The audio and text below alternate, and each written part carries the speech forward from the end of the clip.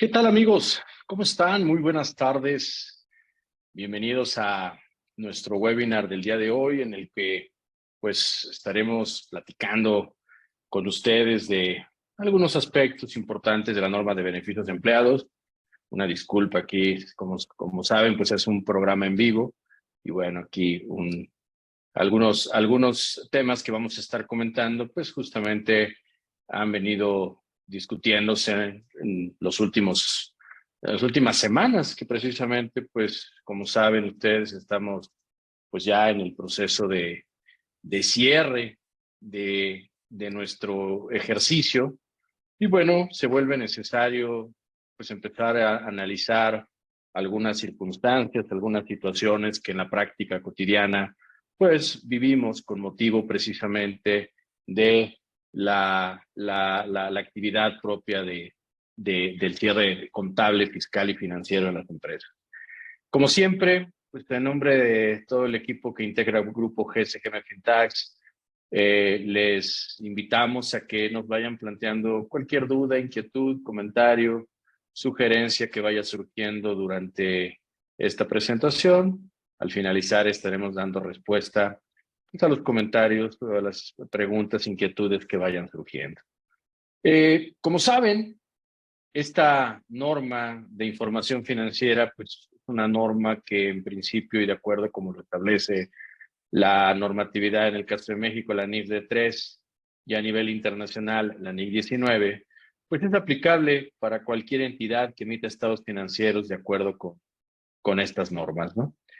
Y que además, pues devengan, como su nombre lo dice, beneficios a los empleados.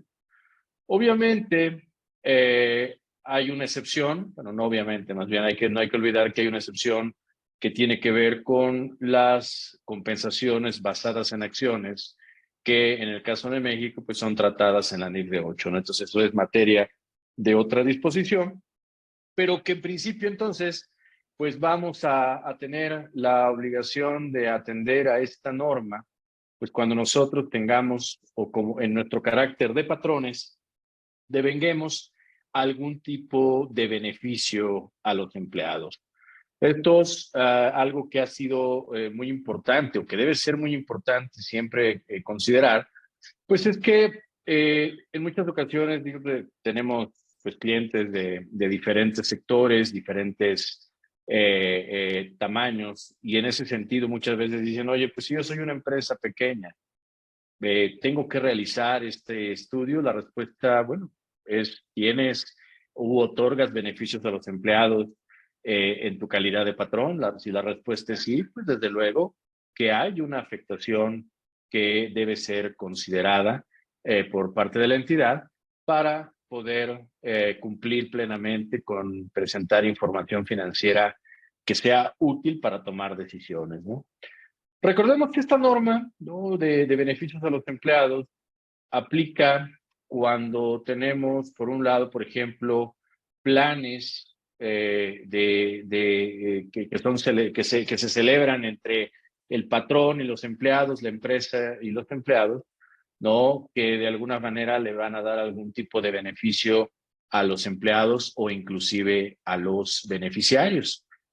También van a estar contemplados dentro de esta norma, pues aquellos beneficios que sean otorgados por una obligatoriedad legal, ¿no?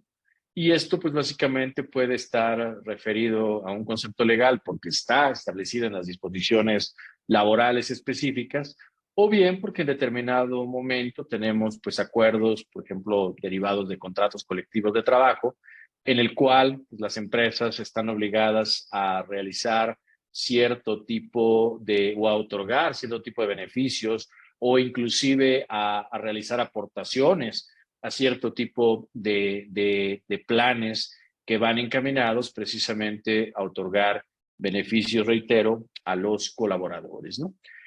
Algo que también debemos entender es que una de las consideraciones que la norma plantea, y esto es importante recordar, pues es tener presente que la norma contempla la necesidad de considerar para el cálculo de este pasivo pues cualquier práctica que aunque ésta no esté formalizada expresamente, no hablamos de prácticas o de obligaciones asumidas, que se refiere precisamente a obligaciones que no están asumidas propiamente en un plan, ¿no? No están formalizadas, sin embargo, generan algún tipo de obligación, ¿no? Y entonces, esto es importante resaltarlo porque a raíz del tema pandémico nos hemos encontrado con clientes que en algún momento dado, con empresas que en algún momento dado han otorgado cierto tipo de beneficios específicos, cierto tipo de beneficios especiales a sus colaboradores, encaminado a otorgar pues, cierto tipo de compensaciones motivados por la pandemia, ¿no? Inclusive en algunos casos han llevado a terminaciones anticipadas de contratos, y esto aunado a que muchas veces con esas terminaciones van implícito el otorgamiento de cierto tipo de beneficios que a lo mejor, repito, no estaban ni siquiera en un contrato, no estaban en la ley, pero simplemente fueron acuerdos, pues esos acuerdos se convierten en obligaciones asumidas, ¿no? Entonces, esto es importante tener presente porque yo debo de hacer un análisis de cuáles han sido las prácticas que como entidad he seguido a lo largo de estos años y en particular a lo largo del 2022 que pudieran caer en esta consideración de ser obligaciones asumidas y que obviamente la lógica o la premisa de la normatividad es cuando, en el momento en el que existe propiamente una consideración, sobre todo tomando como base que se otorgó. Oye, pero la probabilidad de que vuelva a otorgar un beneficio de esta naturaleza es mínima. Está muy bien. Eso va a jugar para el otro tema. Recordemos que al final, precisamente cuando hablamos de los beneficios a los empleados, pues debemos identificar aquellos beneficios que tienen esa situación de incertidumbre y que por lo tanto van a requerir hacer o tomar en cuenta consideraciones de probabilidad y de estadística, pero habrá algunos otros que por su naturaleza simplemente se vayan reconociendo sobre la base de una cuantificación con base en en las circunstancias actuales, ¿no? Y que pues serán normalmente cubiertas o a un corto plazo, ¿no? Ahí donde tenemos el concepto de los beneficios directos a corto plazo, ¿no? Eh, y que obviamente pues las empresas tienen que identificar justamente si este tipo de situaciones o de erogaciones o de acuerdos que dieron lugar a erogaciones, pues pudieran significar algún tipo de obligación asumida en el tiempo. Y con este mismo orden de ideas, ¿no?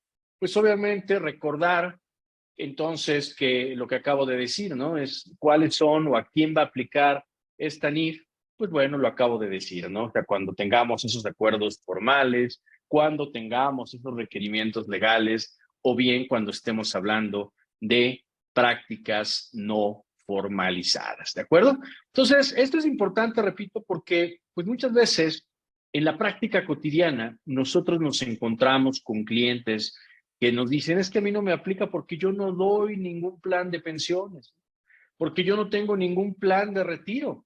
Bueno, el punto importante es, espérame, no necesitas tener un plan de pensiones o no necesariamente necesitas tener un plan de retiro.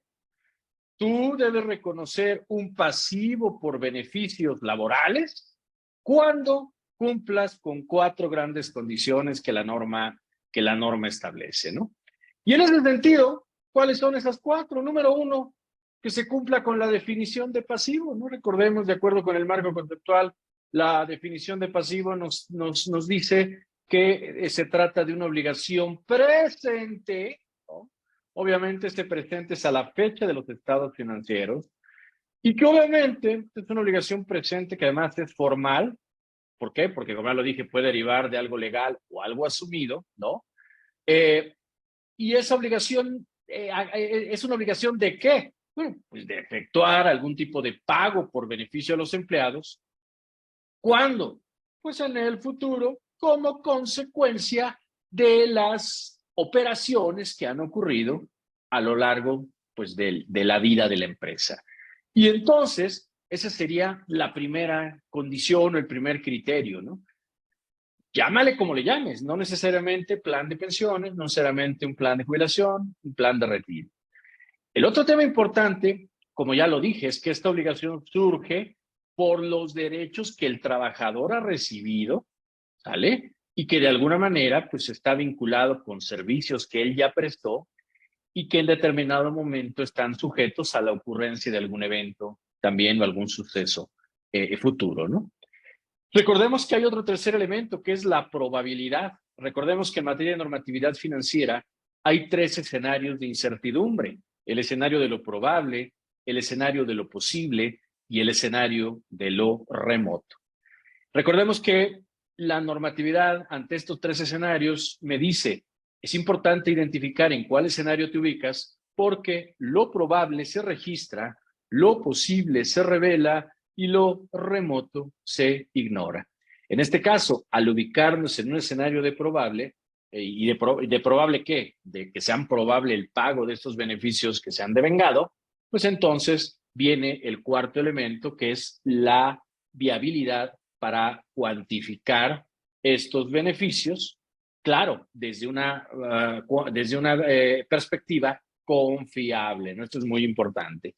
Y es justamente aquí donde precisamente pues esa cuantificación toma como base los supuestos que las leyes, que los contratos colectivos y todo ello tiene en consideración, pero además entra el factor probabilístico y que es justamente ahí donde por eso muchas veces se dice, oye, pues esta es una norma de carácter actuarial. Bueno, tiene ese componente, pero no porque tenga ese componente significa, y esta es una apreciación personal, pues significa que como preparador de la información, como contador, como financiero, voy a ignorar, ¿no? Porque justamente eso es algo que a veces nos sucede en la práctica, ¿no? Como que, oye, entregamos el estudio, perfecto, ponme las cuentas, test, los asientos y listo, se acabó el tema.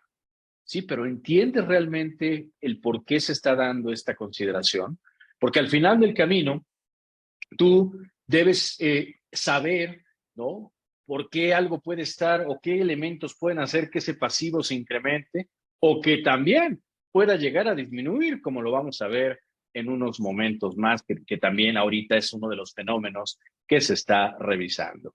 Pero quiero hacer mucho énfasis en este tema de las obligaciones asumidas y que precisamente toma como base de que se asume, mejor dicho, como base, que estos beneficios que di, a lo mejor por un tema pandémico, pueden continuar durante el resto de la vida activa de los colaboradores.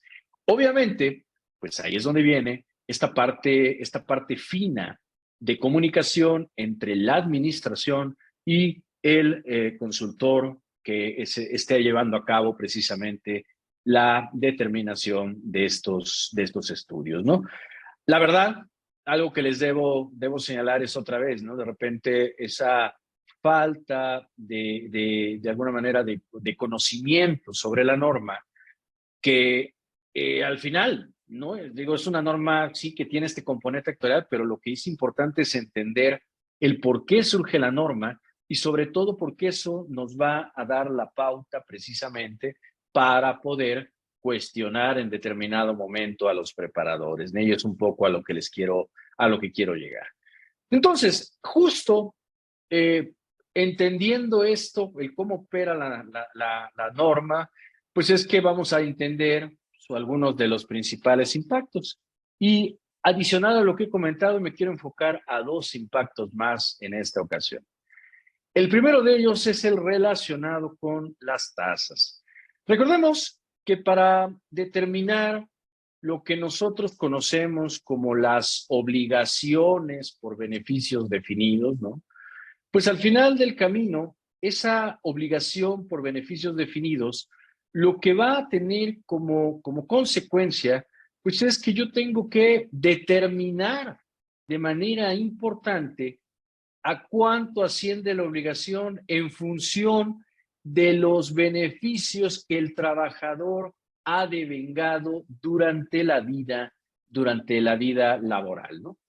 Recordemos que por definición, un plan o más bien una obligación por beneficio definido surge cuando yo tengo una serie de beneficios que se van devengando con año con base en los servicios prestados, ¿sale? Pero que obviamente son cuantificados con lo que yo espero pagar al empleado o sus beneficiarios en la fecha de liquidación de esas obligaciones. Y entonces, pues ahí es donde entran todos estos escenarios de probabilidad, incertidumbre, todos estos escenarios estadísticos para plantear, bueno, cuáles serán las condiciones que tendrá al momento en el que él reciba el beneficio.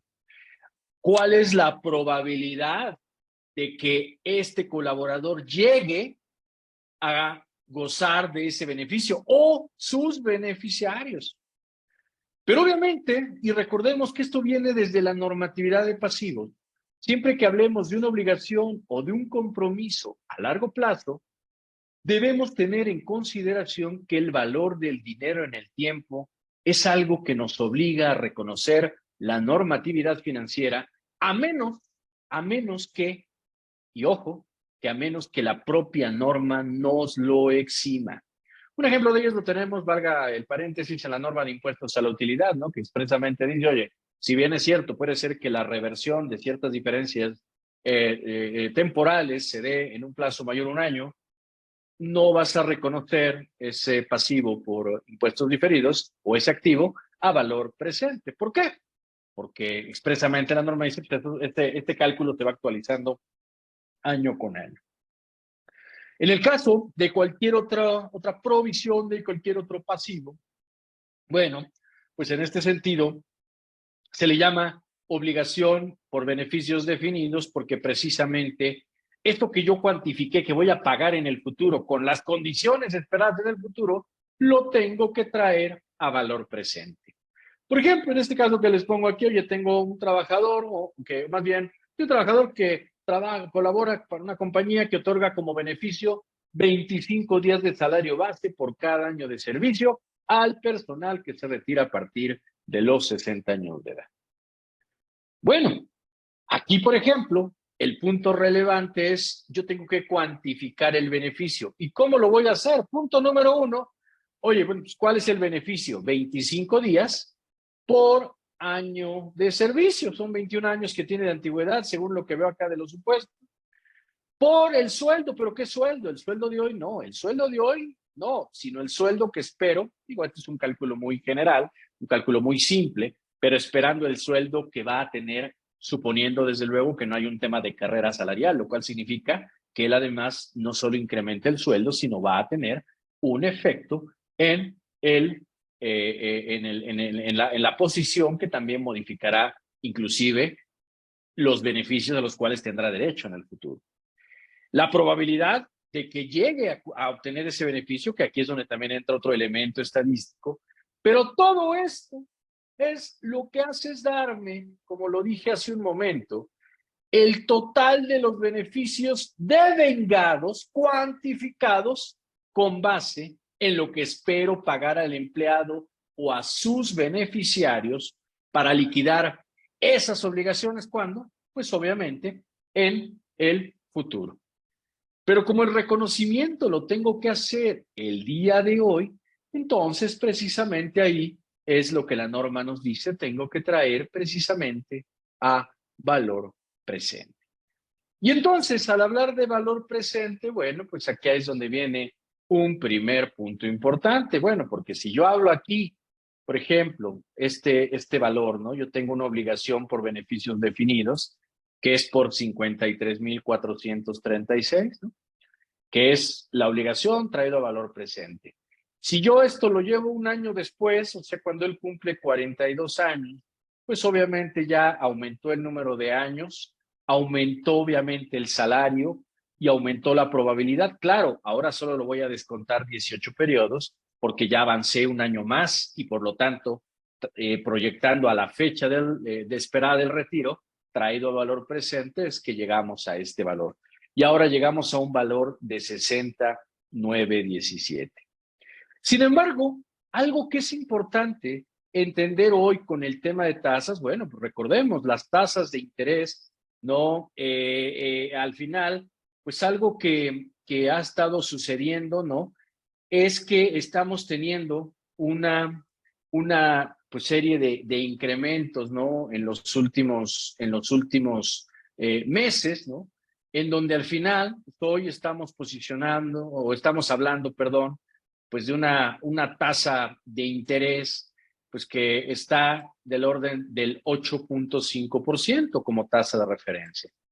Y entonces, al final del camino, esto lo que está provocando de manera importante, ¿no? Con todos estos incrementos en tasas que estamos teniendo, ¿qué pasa? Bueno, si nosotros hablamos de la fórmula de valor presente, que es el valor futuro entre 1 más la tasa de interés elevado al número de periodos, pues nada más el hecho de aumentar la tasa, entre más grande es el denominador, el valor presente tenderá a ser más pequeño. ¿Esto qué significa? Bueno, que precisamente con motivo del incremento en tasas, es probable que algunas entidades puedan llegar a experimentar disminuciones en su obligación. ¿Sale? O sea, esto es casuístico, habrá que atender a cada entidad en lo particular. Pero ese efecto del incremento en la tasa, al hablar del valor presente, pues obviamente dices, bueno, traigo un efecto de ganancia. Bueno, pues aquí es donde las empresas tienen que analizar de manera conjunta con sus asesores, ¿no? Y es algo que precisamente nosotros hoy estamos haciendo con nuestros clientes, pues es identificar ya desde los estudios que estamos realizando con nuestro equipo, es cómo estas variaciones en tasas están afectando, ¿no? De manera importante el monto de la obligación, el monto del pasivo. ¿Por qué? Porque más allá de reconocer una posible ganancia, algo que esperamos normalmente nosotros o que recomendamos, mejor dicho, es entender, bueno, qué otras variables, porque recordemos que cada año pues hay un estudio, hay consideraciones particulares en el estudio, perdón, que deben ser contempladas. Ya les hablaba yo de este tema de las obligaciones asumidas que puede hacer que el monto de los pasivos se incremente de manera significativa. Y entonces, eso nos llevaría automáticamente a que como empresa, pues tengamos un incremento en el pasivo. Pero si por otro lado tenemos una afectación favorable por el incremento en las tasas que hará que el valor presente sea menor, pues probablemente, ¿no? Repito, tengo que ver cómo juegan todas las variables para ver en determinado momento cómo ajustar los impactos, ¿sí? De tal forma que, bueno, más que reconocer una ganancia, ¿no? Porque a veces pues, puede sonar algo interesante en términos de resultado, sin embargo, pues más bien es decir, oye, ¿cómo puedo aprovechar esa ganancia tal vez para amortiguar algunos otros impactos que probablemente hayan surgido, perdón, del efecto pandémico, ¿no? Entonces, bueno, digamos que esto es algo ahí que recomendamos, ¿no? Que hemos estado viendo en las últimas semanas, meses inclusive, pues ya desde que se empezó a dar este incremento desmedido en la tasa de interés, ¿no? Entonces, bueno, y obviamente, si esto de alguna manera lo llevamos, ¿no? A lo que es pues ya la aplicación más amplia que podría ser, inclusive con temas ya de índole o de impacto en indicadores y todo ello, pues creo que sí es un punto importante, repito, no perder de vista en dónde estamos parados en este momento, ¿no? En materias de tasas, ¿no? Entonces, bueno, hasta aquí espero que más o menos no estemos pues en consideración, ¿no? Sobre todo, pues que estos incrementos en tasas que se ha venido incrementando, ¿no? Y que precisamente pues fue así del 7.5, el 8.5, en donde finalmente pues hoy, como sabemos, el pasado 10 de noviembre, pues finalmente llegamos a una tasa del 10%, ¿no? Entonces, bueno, pues al final del camino, todo esto vinculado al tema inflacionario, pues sin duda trae una afectación importante que habrá que estar contemplando en términos, sobre todo, de otros impactos, como podría ser el efecto del reconocimiento de efectos inflacionarios, un tema que platicaremos en otro de nuestros webinars, ¿no? Por otro lado, ¿no? Avanzando en esto, otro de los temas que también queremos hacer mucho énfasis es nuevamente en la forma de reconocer pues, este tema de la PTU causada, ¿no? Recordemos, ¿no? Y esto viene precisamente pues, de lo que es bueno, hay que hacer algunas consideraciones, ¿no? Pero primero, tener claro qué pasa con la PTU desde el punto de vista de la NIF de 3, ¿no? Si nosotros recordamos, ¿no? Al hablar propiamente del reconocimiento de la PTU, pues este ha sido un tema muy comentado, sobre todo por la forma en que fue modificado hace ya varios años, ¿no? Para pasar de considerarse todo el tema de la PTU en el rubro de impuestos, ahora ser considerado precisamente como ¿cómo se dice? Un costo laboral, ¿no? Y entonces, al final del camino, pues desde el punto de vista de la propia normatividad, cuando hablamos de la PTU, ¿cuál es el elemento importante a considerar? Bueno, que tenemos dos grandes elementos, ¿no? Por un lado, la normatividad nos establece que vamos a reconocer o debemos reconocer el costo de vengado de la PTU, ¿no? Tomando en consideración, número uno, ¿no? Si tengo de alguna manera una obligatoriedad, ¿sale? Con base en la legislación, con base en planes internos, porque puede ser que en lugar de PTU tenga implementado un esquema de incentivos, un bono, ¿sale? Y también, si en algún momento dado, pues estos pagos de PTU, etcétera, se van a efectuar dentro o fuera de los 12 meses siguientes al cierre del ejercicio. Entonces, al final, considerando que además la PTU, que si bien representa una participación a los trabajadores en las utilidades, está relacionada con la prestación de servicios, no de transacciones con los accionistas, pues la norma dice, debe reconocer el pasivo de PTU como un gasto laboral en resultados. Entonces, al final, hay que tener en consideración, obviamente, que en la cuantificación tenemos una base tributaria que hay que considerar. Una base que tuvo un cambio significativo precisamente y que tiene un impacto en lo que voy a comentar a continuación. Pero antes de esto, entonces, el punto a manera de resumen, una entidad tiene que reconocer PTU, número uno, porque existe una obligación por la PTU causada. O sea, legalmente tengo una base de PTU, ¿sale? Y tengo una base a distribuir, digo, un universo a distribuir, a quién distribuir. Entonces, por eso es que normalmente la PTU, pues, se considera una obligación a plazo menor a un año y, pues, es un efecto directamente impactado al resultado. Sin embargo, hay un tema que es importante y que es el relativo a la famosa PTU diferida. Bueno, para empezar, yo tengo que reconocer una PTU diferida si solo si cumple con la definición que les decía hace rato de pasivo por beneficios empleados, o sea, una obligación presente, formal o asumida, hay devengamiento de derechos para los trabajadores, es probable el pago de los beneficios y el monto puede ser cuantificado de manera confiable. Todo esto, finalmente, me va a servir de base para decir, oye, ¿cumplo con eso? Pues entonces, ¿qué pasa? Ahí me tengo que remitir, recordemos, a la NIF de 4, que es la que me va a decir pues, que con base en esa NIF, el método de activos y pasivos será el que me originará precisamente la PTU diferida. Y entonces es donde viene el tema interesante. ¿Por qué razón? Bueno, para empezar, desde el punto de vista del reporte técnico, ¿no? Pues lo que nos dice, oye, a ver, debes de tomar en cuenta que hubo una modificación a la fórmula de calcular el pago de la PTU a los trabajadores.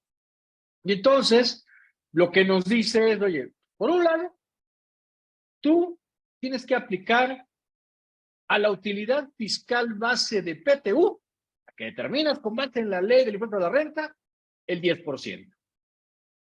Ahora, en principio, eso es lo que debes asignar a cada empleado con base en lo que establece la Ley Federal del Trabajo. Pero, ¿dónde vino la modificación? Pues que hoy nos dice, oye, el monto asignado a cada trabajador no puede superar al mayor de 2 montos. El primero de ellos, recordemos, es el equivalente a 3 meses del salario actual del colaborador. El segundo valor de referencia es el promedio de PTU recibida por el empleado en los 3 años anteriores. ¿Sale? Entonces, al final, por ejemplo, aquí, oye, a ver, tengo una utilidad de 1,000,000. Pues al 10% serían 100,000, ¿no? Oye, pero tengo, con base en los límites de ley, otra vez, ya sea el equivalente a 3 meses de salario o el promedio de la PTU recibida en los 3 años anteriores, pues me dice que es de 90,000. Entonces aquí es donde viene el tema importante. ¿Por qué? Porque me dice, oye, pues como la PTU que estamos determinando bajo el procedimiento tradicional, pues resulta mayor que el límite que derivó del decreto. Entonces, pues eso me dice, oye, ¿sabes qué? La PTU causada es de 90,000. Ahora, aquí es donde viene el tema importante. Como nosotros estamos partiendo de la base de que la PTU diferida se va a considerar, aplicando el método de activos y pasivos, ¿vale? Pues entonces, el punto relevante es que dice, ok, pero ¿qué le voy a aplicar? Porque al final del camino, por ejemplo, en este caso, pues la tasa que de alguna manera o el porcentaje que yo le estoy participando no es el 10%, fue el 9%. Bueno, pues al final, si estamos partiendo de la base de que al momento de que determino la tasa de PTU, o sea, el periodo que es dividiendo la PTU causada entre la PTU determinada al 10%, es decir, justamente esto, los 90,000 entre los 10,000 que me da, entre los 100,000 que me da el 90%, ¿sale? Y a eso le aplico el 10%, la tasa legal de PTU, pues es que llego precisamente a este 10%. Y entonces, dice, oye, pero, digo, este 9%, oye, pero ¿por qué entonces vas a aplicar esto a las diferencias temporales? Pues porque finalmente lo que estoy diciendo es que atendiendo a los límites de ley, yo no puedo considerar el 10% porque simplemente las consideraciones legales me están llevando a pagar un porcentaje menor, repito, motivado precisamente por esos efectos del decreto que precisamente pues ha sido un tema para algunas entidades de inquietud, sobre todo pues por el efecto que tiene en la determinación de la PTU diferida. Claro está, ¿no? Sabemos, este es un tema que es aplicable básicamente para la normatividad mexicana, las normas internacionales pues dejan fuera este concepto, pero finalmente pues para el grueso de las empresas esto es uno de los temas que también está resultando pues en un reto, sobre todo pues entender el por qué. Pero como les digo, al final del camino es solamente considerar que se trata de determinar una tasa efectiva de PTU con base en lo que efectivamente pagaste, y suponiendo que ese patrón se va a repetir en el futuro. ¿De acuerdo? Entonces, bueno, pues estos son como que dos de los temas. Obviamente hay varias consideraciones. En esta ocasión quisimos con todo mi equipo, bueno, al momento de analizar qué impactos ahorita han sido muy recurrentes, les puedo decir que han sido los dos que reiteradamente, repito, con sus consideraciones particulares en cada caso, pero han sido de los dos grandes temas que, bueno, sin duda creo yo que es muy importante pues que ustedes tengan en consideración, ¿no? Voy a, pues ahora a ir dando paso a las preguntas. Por aquí tenemos ya algunas de ellas, ¿no? Sobre todo nos habla, dice, si no tengo un cálculo actuarial, pero deseo hacer una provisión de la obligación laboral, ¿cuál sería una tasa idónea a utilizar en un valor presente la misma? ¿O lo hago sobre monto de vengado? Gracias. Bueno, a ver, creo que son varios temas aquí que deben ser tomados en consideración, ¿no? Primero que nada, al hablar precisamente de los elementos, ¿no?, que forman parte de la determinación en sí de los diferentes planes, ¿no? Algo muy relevante y que la norma nos señala, pues es entender pues el tema de la tasa de descuento, ¿no? Y la tasa de descuento, pues algo muy importante a resaltar es que esta tasa de descuento se debe basar en principio, dice la norma, en las tasas de bonos corporativos de alta calidad y que habla de un concepto que es el concepto del mercado profundo, pero también nos dice que en su defecto puedo tomar tasas de bonos gubernamentales, ¿no? Y aquí lo relevante es entender, ¿no?, en adición a esto que estamos, sobre todo que estamos comentando, pues que digo, aquí por ejemplo dice, oye, bueno, ¿cuál es la tasa idónea? Justamente, ¿no? Yo creo que partiendo de la base de que estás haciendo una provisión, habrá que entender obviamente las características particulares de la entidad, pero lo que sí puedo decir ahorita a bote pronto, pues es que sería pues una tasa con estas características, ¿no? O sea, al final son tasas, ¿no?, que son normalmente tasas pues con un riesgo muy bajo, ¿no? Obviamente hablo de riesgos crediticio, por eso hablamos de estos bonos gubernamentales, ¿no? Y que de alguna manera lo único que nos pide la norma es que en todo momento sean tasas que aplique de manera consistente. Y desde luego, obviamente dice, oye, lo hago sobre el monto de vengado, claro, o sea, obviamente es sobre la cuantificación que yo haga del beneficio que ha devengado a la fecha de cálculo, obviamente cuantificada con base en los valores que estimo tendré que pagar o tendría que pagar en el futuro, y precisamente es eso traído a valor presente, ¿no? Entonces, bueno, espero haber respondido a esta pregunta que es muy interesante y que da la pauta precisamente para recordar pues, que tengo la opción de utilizar una tasa de mercado libre, ¿no?, como te habla de bonos gubernamentales, o bien una tasa de mercado de bonos corporativos de alta calidad, ¿no? Entonces, también para tener en consideración. A ver, vamos a ver por ahí, vamos a ver. Bueno, un tema que es muy importante, también nos dicen aquí, oye, acabo de tomar la cuenta de 2 clientes y no cuenta con esta provisión que establece la NIF. En este momento que voy a terminar el ejercicio fiscal, ¿qué alternativas puedo manejar? Muchas gracias. Bueno, recordemos, es una pregunta muy interesante, porque me permite recordar algo, ¿no? La norma, muchas veces me dicen, oye, por ahí la norma nos habla de algunos artículos transitorios, de que al final del camino, pues es como aprovechando que la norma, por ejemplo, cuando entró en vigor el cambio más fuerte, que fue en el 2008, pues muchos decían, bueno, pues borrón y cuenta nueva, no. Recordemos que hay una NIF, en el caso de México, una NIF B1, que es la que me habla de cambios contables y corrección de errores.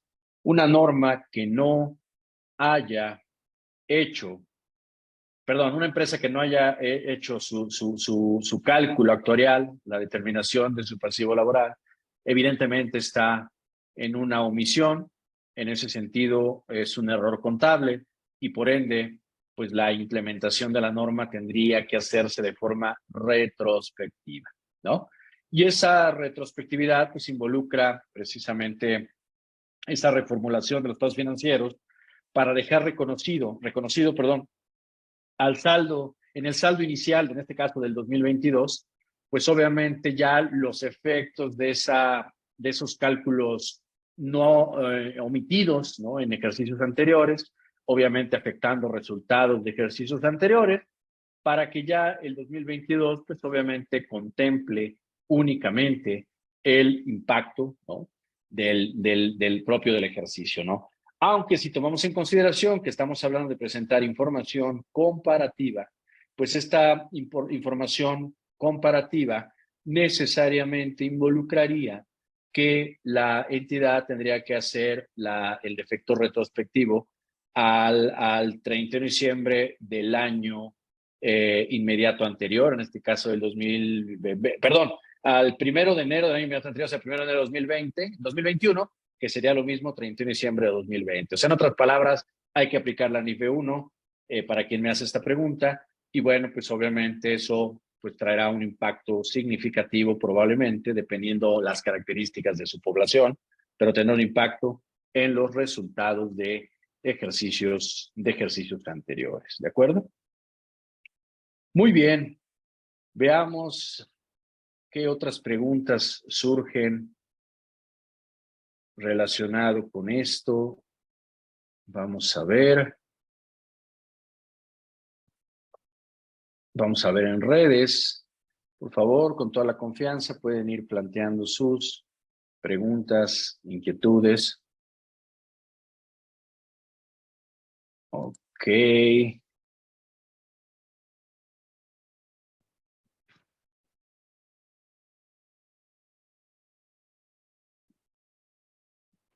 Ok, fíjense, esta pregunta es muy interesante.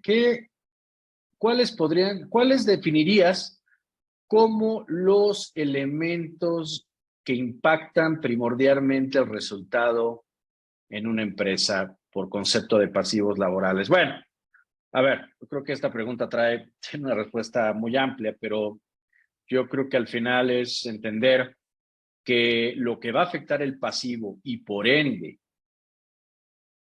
el costo aplicable al periodo, ¿no? Lo que conocemos técnicamente como el costo neto del periodo, pues bueno, por un lado, recordemos, la norma nos habla de tres grandes temas. Uno de ellos ya lo comenté, que es el interés, ¿no? Al final, el interés va a afectar tanto el costo por interés de la obligación por ejercicios definidos, no ese valor presente del que hablé, pero también va a afectar, y esto no lo dije hace rato, qué bueno que hacen esta pregunta, el ingreso por intereses de los activos del plan, ¿no? Eso también es muy importante. Sí, o sea, al final recordemos que si yo tengo fondeado esto, tengo activos del plan que finalmente están devengando intereses y que también van a ser considerados en el cálculo actuarial. Entonces, pues obviamente el costo neto del periodo va a tomar en cuenta el interés, llamémosle el interés neto, ¿no? Por el efecto del costo de interés y el ingreso por interés. Bueno, ¿qué otro concepto afecta el costo? Pues lo que la norma maneja como el costo del servicio.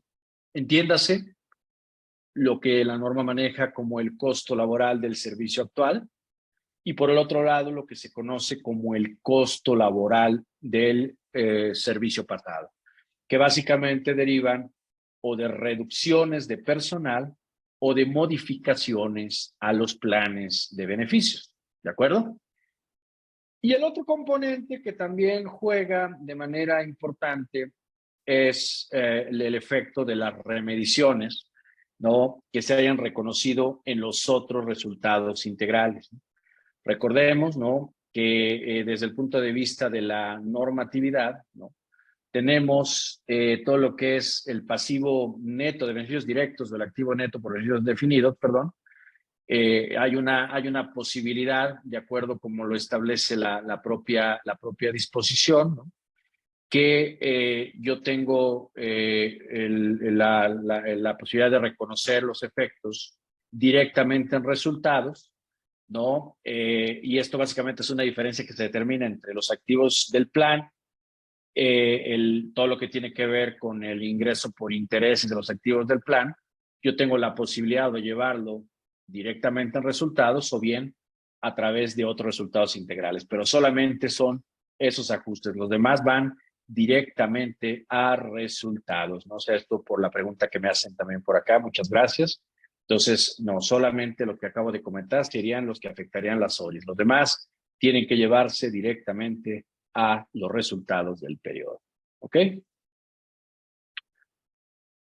Veamos si hubiera otra pregunta. Ok. Miren, esta pregunta es muy interesante. Me dicen, ¿cómo se clasifican? ¿Son partidas circulantes o no circulantes? Bueno, pues tenemos aquí de todo, ¿no? Porque obviamente tenemos, por ejemplo, los beneficios directos a corto y largo plazo. Su mismo nombre nos lo va a decir, ¿no? O sea, al final, por ejemplo, hablando de la PTU diferida, pues normalmente el pasivo o activo por PTU diferida pues, se va a presentar en el largo plazo, por ejemplo, ¿no? ¿Por qué? Porque su materialización se estima en un periodo posterior o más allá de un año a la fecha de presentación, ¿no? Ahora, también puede haber efectos a corto plazo, entonces tendré que hacer esa separación, ¿no? Por ejemplo, los beneficios por terminación, de igual manera, en caso de que así se reconocieran, porque acuérdense que hay reglas particulares que hablaremos en otro momento, se presenta en el pasivo, puede presentarse en el pasivo a corto o largo plazo, dependiendo de las consideraciones particulares de esos beneficios por terminación. Y bueno, normalmente los beneficios post-empleo, pues de igual manera, tengo que determinar, normalmente, obviamente, hablando del cúmulo de beneficios post-empleo, estamos hablando de beneficios que se van a pagar en el largo plazo. Sin embargo, yo tengo que ir distinguiendo su porción circulante y la no circulante dependiendo de cuál sea la probabilidad de ocurrencia en esos periodos, en el corto o en el largo plazo. ¿De acuerdo? Veamos si hay por aquí alguna otra duda en redes. Muchas gracias. Bueno, pues parece que no tenemos más dudas. Estamos llegando ya a la hora final de este programa. Pues no me queda más que agradecerles a todos los que nos han acompañado pues, por la oportunidad de apoyarlos nuevamente con estas cápsulas informativas y desde luego pues reiterar la invitación constante a que sigan nuestras redes sociales, a que pues a través de las mismas también nos hagan llegar sus comentarios, sus recomendaciones, sugerencias sobre temas que consideren pueden ser de interés para su día a día. Con mucho gusto, con el apoyo de nuestro equipo técnico y desde luego, sobre todo, pues con la experiencia de ser consultores en lo que capacitamos y al revés también capacitamos en aquello que somos consultores, pues poder apoyarlos de alguna forma. Recordemos, estamos, bueno, tanto las redes sociales están en LinkedIn, en Facebook, en Twitter, y también en LinkedIn encuentran mi contacto, José Frank González Sánchez, así me encuentran. Y bueno, pues con todo gusto podré responder junto con todo el equipo de Grupo GSGM Fintech, pues, atender las inquietudes que surjan. Si no hay más comentarios, creo que ya no. Muchas gracias al equipo de GSGM Fintech que hace posible la transmisión de este webinar y los esperamos. Estamos evaluando todavía, sobre todo entramos ya a una etapa de mucha actividad, afortunadamente, pero esperemos poder, queremos preparar por ahí un webinar de cierre de año muy enfocado precisamente pues a prepararnos sobre lo que viene. Hay algunos temas normativos que están por entrar en vigor, hay algunas consideraciones también que les estaremos informando a través de esos medios, así que manténganse atentos y desde luego también los invitamos a los cursos que todavía tenemos programados para lo que es el resto del año. Y si además requieren algún tipo de apoyo con sus estudios actuariales, estamos a sus órdenes. Muchísimas gracias nuevamente. Excelente tarde.